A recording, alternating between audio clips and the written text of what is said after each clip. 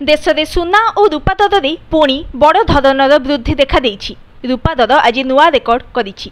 भुवनेश्वर बजार में किलोग्राम पिछा दर 92,500 टंका छुईछि। गतकाली तुलन में आजिर दाम 1500 टंका बढ़ी। गत किछि दिन हेला सुना और रूपा दर में देखा देइथिबा एही वृद्धि ग्राहकों पई मुंड बिंधार कारण पलटिछि। सेही भली 24 कैरेट सुना दर 10 ग्राम पिछा आज भुवनेश्वर में 74,020 टंका पहुंची बेले 22 कैरेट सुना दर 67,850 टंका को वृद्धि पाई। 24 कैरेट सुना दर आज 10 ग्राम पिछा 770 टंका एवं 22 कैरेट सुना दर 700 टंका बढ़ी।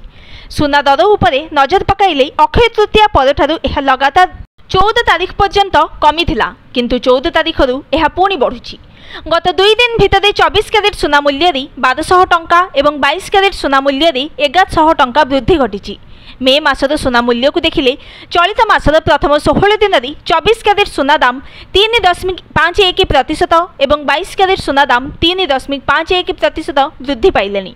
चलित मास पहिला सुना दाम यथाक्रमे 71,510 टंका एवं 65,550 टंका रही।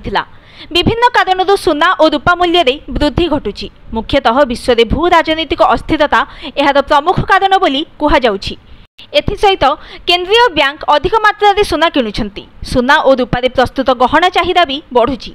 सेही भली निवेशक माने सुना और रूपा को एक उत्तम निवेश विकल्प भाव चयन करुछंती। ए सबु कारणरू उक्त दुई मूल्यवान धातु दर बढ़ुची। Bureau report, news today.